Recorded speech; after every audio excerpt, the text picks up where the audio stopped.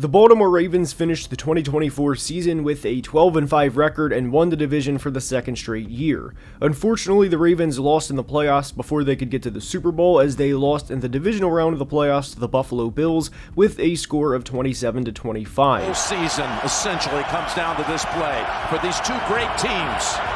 Got it! Oh, the ball was dropped! It was a very frustrating end to the season for the Ravens, as they outgained Buffalo by over 140 yards and ran for over 175 yards as a team, yet lost the turnover battle 3-0 and couldn't capitalize when it mattered most. And what made this loss particularly brutal for the Ravens was they had a tremendous regular season. They had an MVP caliber year from quarterback Lamar Jackson, as he threw 41 touchdown passes to just 4 interceptions and had over 5,000 yards of total offense. Derrick Henry ran for over 1,900 yards and had over 2,100 total yards from the line of scrimmage in his first season with the Ravens. And after making a change at safety a little over midway through the year last year, the defense looked a lot different and this team looked like they could legitimately win the Super Bowl. But they didn't, and as we enter 2025, with everyone on the roster 1 year older, and by bringing in veteran free agents like DeAndre Hopkins and Jair Alexander, the magical question for the Baltimore Ravens is, if not now, when? And with this specific core group of guys, I do not think it is an exaggeration to say this is their last chance with this group. Not during Lamar Jackson's career, of course, but with this specific group. And in today's video, we're going to break down the 2025 Baltimore Ravens. If you could like the video before we start, I would really appreciate it, and without further ado, let's begin. And we are starting today's video by discussing who the Ravens brought in and who they lost this offseason. As we know, the Ravens are one of the best teams in football year in and year out, and whenever you have a roster as talented as the Ravens are, generally speaking, teams like this are not going to be the biggest spenders in free agency. The Chiefs and Bills weren't the biggest spenders this year, and not surprisingly, the Ravens weren't either.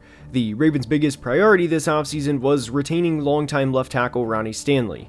Stanley is a two-time Pro Bowl tackle and is one of the best left tackles in the NFL when healthy. And based on where contracts are for offensive linemen in today's NFL, and good for them for getting the bag and securing generational wealth by the way, I thought the Ravens got a steal for bringing Stanley back on a 3-year $60 million deal.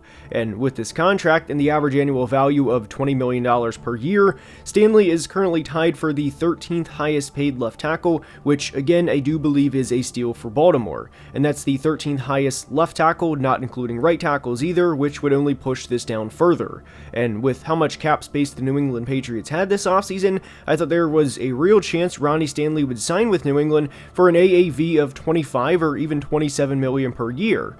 So for Baltimore to have one less hole to fill this offseason was huge for them as we enter 2025. They also gave Rashad Bateman a 3-year, $36 million contract extension, just a little over a year after giving him a 3-year, $15 million contract extension in April of 2024. And with this extension, Bateman is now under contract in Baltimore through 2029. And like we mentioned, whenever you have a team as good as the Ravens are, they're not going to be big spenders in free agency, and the two biggest players they brought in this offseason, from the outside if you will, were undoubtedly receiver DeAndre Hopkins and corner Jair Alexander. With DeAndre Hopkins, yes, it is more than fair to say he has fallen off from the 3-time first-team All-Pro player he was in his prime, but I do think he is a lot better than what his numbers showed from last year, which was having just 610 receiving yards in 16 games with the Titans and Chiefs in 2024.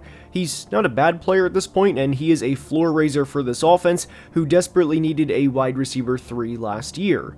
Obviously, the Ravens were a great team last year as they finished both first in passing and rushing DVOA and also put up over 515 points as an offense, but their wide receivers 3 and 4 last year were Nelson Agholor and Tylan Wallace, and DeAndre Hopkins is most definitely an upgrade over those two players. The Ravens did lose an outside corner in Brandon Stephens, and I'll say this as politely as I can, but the Ravens had to replace a player in Stephens who played over 1,000 snaps in each of the last 2 years. As Ravens fans know, Stephens was picked on quite a bit in coverage, and that's an understatement, so they brought in Jair Alexander, who was released by Green Bay in June. Now, one thing for clarity with Jair Alexander is he's a great player when healthy, but he's only played in 14 total games over the last 2 years, so I don't want there to be this automatic belief he's going to be a first-team All-Pro player for the first time in his career, coming off of back-to-back years where he missed significant time, and really 3 out of the last 4 years, as he's only played in 8 games or more just once in the last 4 seasons. The Ravens also lost offensive lineman Patrick McCarry in free agency, as well as linebacker Malik Harrison, corner Tre'Davious White, quarterback Josh Johnson, and receiver Deontay Johnson. And yes, the Ravens also moved on from longtime kicker Justin Tucker, as they drafted kicker Tyler Loop in the 6th round of the 2025 draft. And before we continue, I want to take a second to talk to you guys about something that happened to me a few years back. I had a relative unexpectedly pass away, and aside from the initial shock and grief period, whenever those things happen, because unfortunately they do happen in life, one of the first things that you can't help but think of is the future. And if you have a relative pass, the last thing that you want to worry about is how you're going to pay your bills.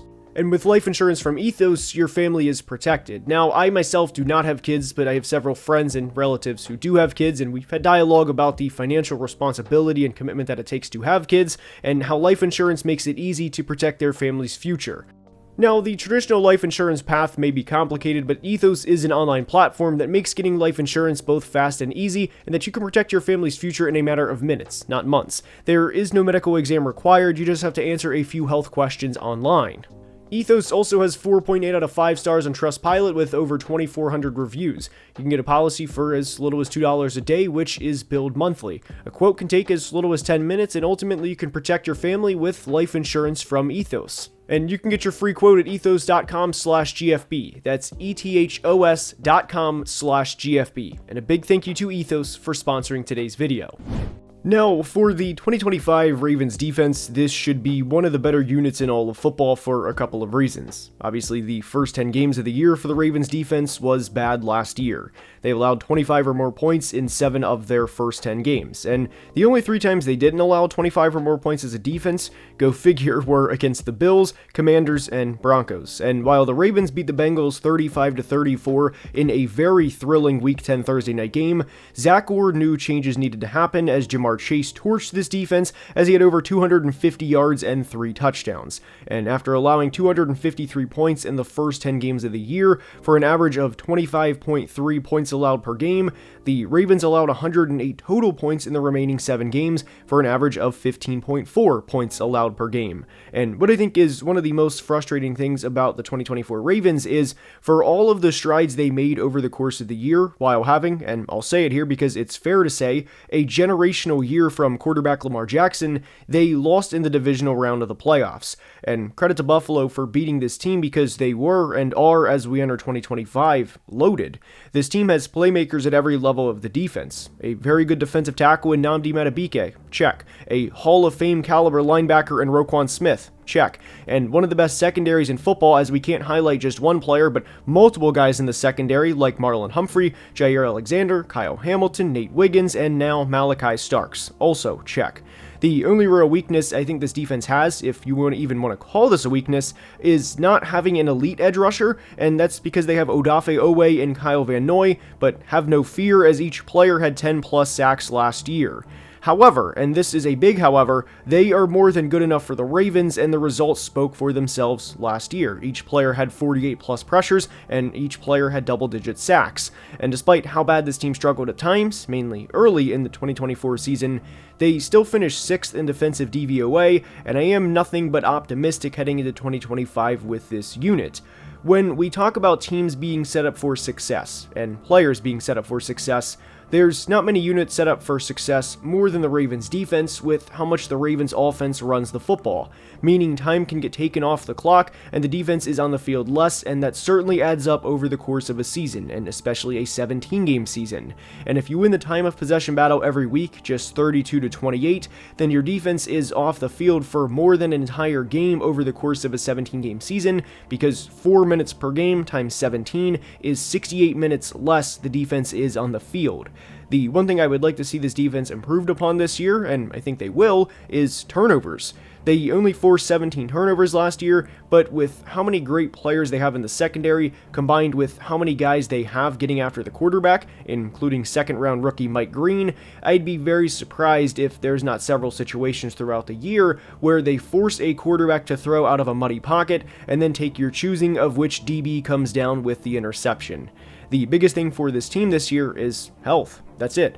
This team finished, you guessed it, first in average yards per carry against last year as they allowed just 3.6 yards per attempt, and the secondary improved significantly as they brought in Malachi Starks and Jair Alexander to a team that allowed 0 275-yard passers from week 10 on. They also had 3 players have 48 or more pressures last year in Nnamdi Madubuike, Kyle Van Noy, and Odafe Oweh, and Ravens fans especially know this, but I think there's even more reason to believe in Oweh entering 2025 based on the Ravens team history of pass rushers performing in contract years. And as long as this team stays healthy, with the progression Zach Orr made as a defensive coordinator throughout his first year as the man calling plays, I would be shocked if this is not a top 7 or 8 defense this year. And like we said with the Ravens entering this year, it goes back to the big question. If not now, when? For the 2025 Ravens rookie impact, the biggest thing that we need to have is realistic expectations. And one thing for the rookie impact that we are going to hammer home with the Ravens, that we hammered home with the Bills and with the Lions recently, is you have to have realistic expectations for the said rookie class. All 3 of the Ravens, Bills, and Lions expect to contend and go to and ultimately win the Super Bowl this year. They're not heading into the season saying, hey, I hope we can win 9 games and then, maybe if we get lucky, maybe we can pull together a playoff win and carry that momentum into the divisional round and hopefully go from there. That's definitely not what the Ravens are thinking heading into the year, meaning there's naturally going to be limited spots for the rookies to make a said impact. They had 3 selections in the top 100, which were Georgia safety Malachi Starks, Marshall pass rusher Mike Green, and we'll get to Mike Green specifically in a minute, and LSU offensive lineman Emory Jones. With Malachi Starks, this to me is the definition of a rock-solid good football player. I don't think Malachi Starks will be a best safety in the league at any point in his career, but he should be over the course of the next 2-3 years, gradually working his way up the food chain, if you will, of these safety rankings, and eventually be a player that could make a Pro Bowl or 2, or maybe even 3, depending how the course of his career goes. But one big thing that I think Ravens fans are going to appreciate with Malachi Starks and Kyle Hamilton this year is you're not going to have plays where you are wondering, great, how long is this deep ball going to go for, like they did throughout the first 10 games of last year whenever Marcus Williams and whenever Eddie Jackson were out there. That is going to be one of the biggest things about Malachi Starks in 2025. He's a very versatile safety who's good in run defense, and he's also really good in coverage. The only real knack I would have on Malachi Starks is he's not an elite athlete, but the instincts that he has makes up for everything, and again, I think he is a good football player. I personally had him at player 19 on my big board.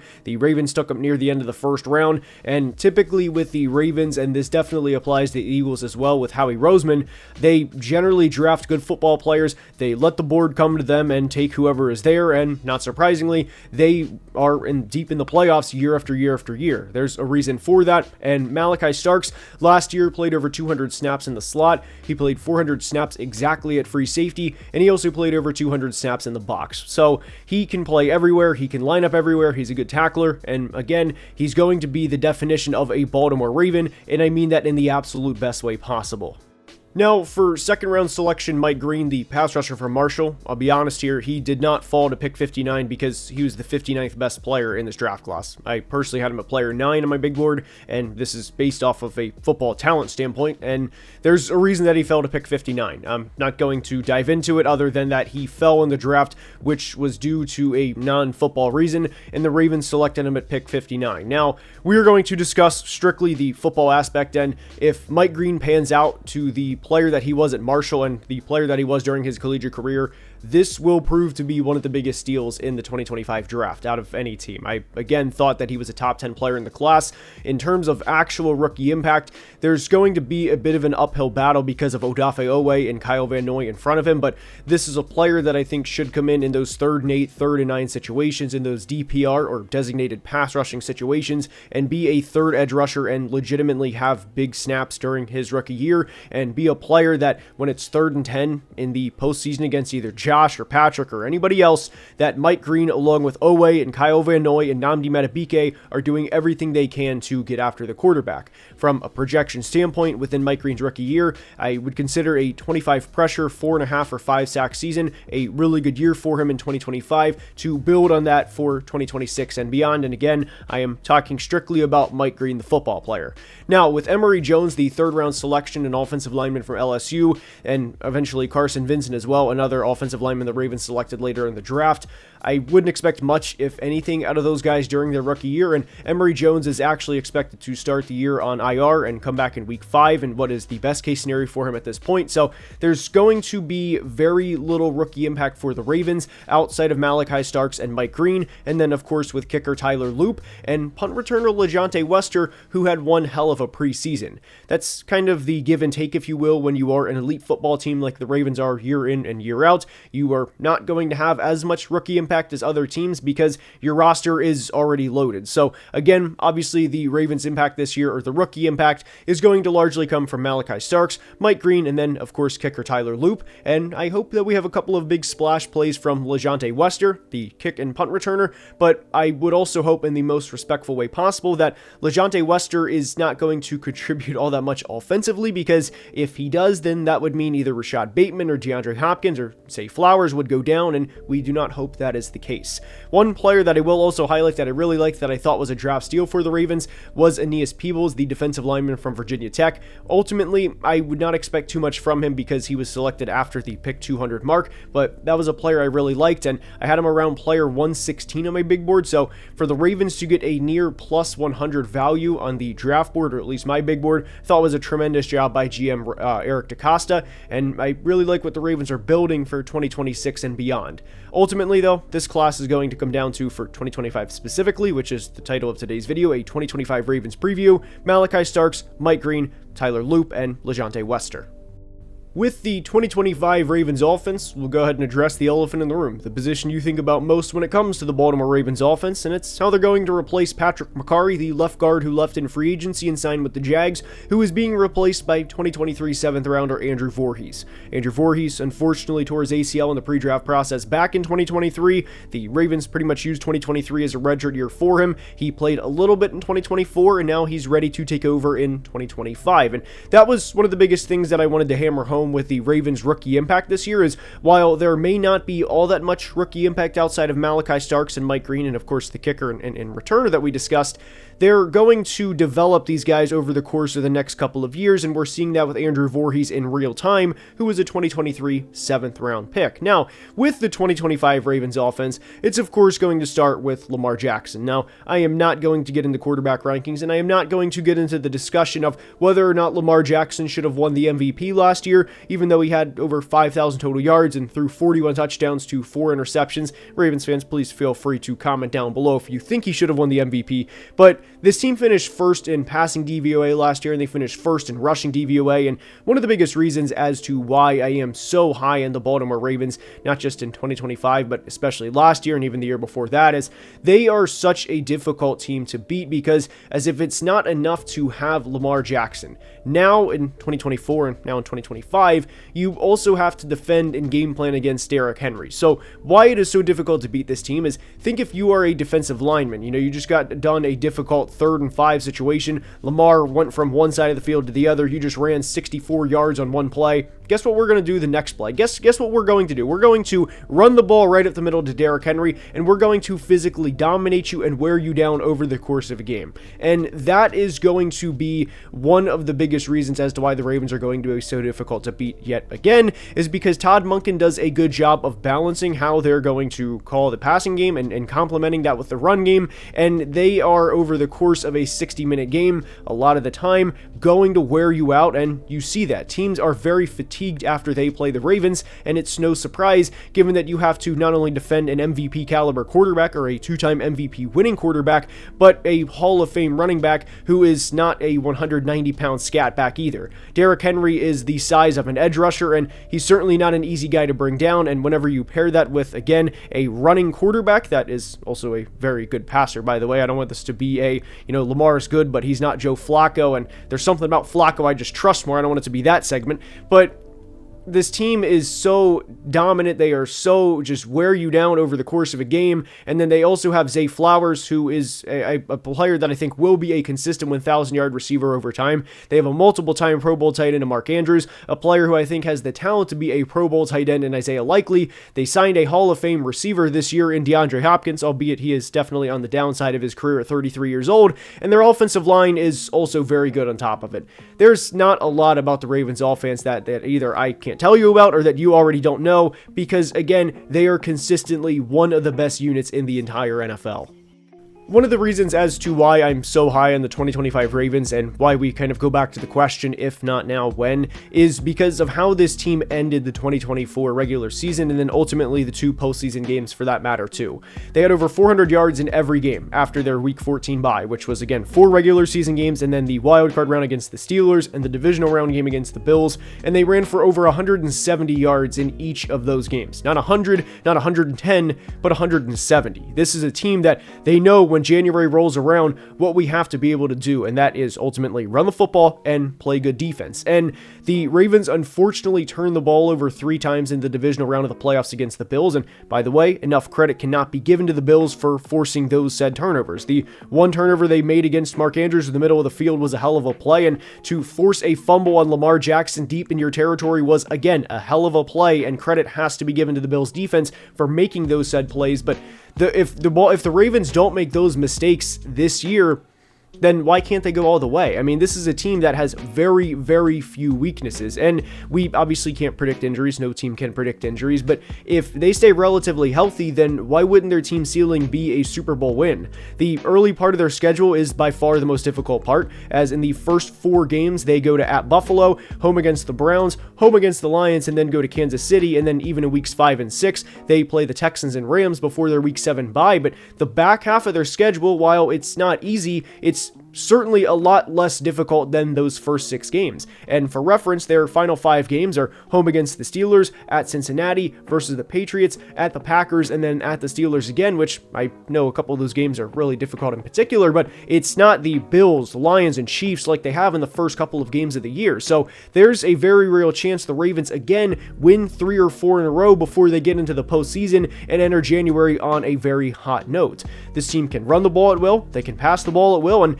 while there will be a definitive decline from Lamar in 2025, as I don't think he's going to throw for 41-4 for a second consecutive year, as that would be honestly right up there with prime Aaron Rodgers numbers in back-to-back years, so there will be a decline there. They're still going to be one of, if not the best offense in football, and ultimately when January rolls around, having to game plan against both Lamar Jackson and Derrick Henry with a good offensive line, it's not an exaggeration to say it's hell for opposing defensive coordinators, because you don't know who to game plan in and zero in against. Are you going to take Derrick Henry out of the game? Well, good luck, because even if you've put 8 men in the box and he finds a way to bounce it outside, we've seen him take enough 75-plus yard runs to the house over the course of his 9, now going into year 10-year career.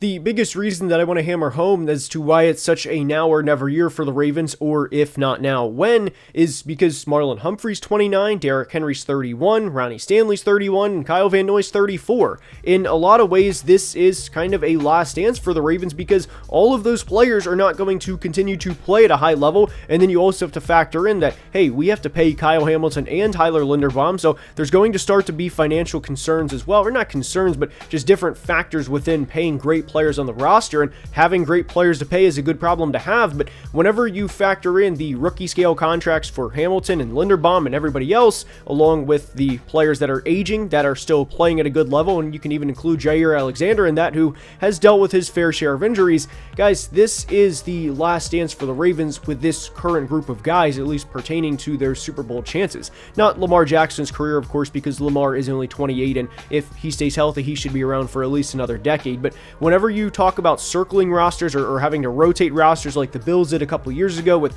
Jordan Poyer and Micah Hyde and Stephon Diggs and Mitch Morse, the Ravens are about to go through that, and that's why I think this is such a now or never year for the 2025 Ravens. Ultimately, their team ceiling is, not surprisingly, a Super Bowl win, because this roster is absolutely loaded, and like I said, we go back to the question, if not now, when? I hope you enjoyed, and if you did, please like the video and subscribe, as I cannot thank you guys enough for the support, and football season is almost here. Until next time, please be safe and have a great day. Love you guys.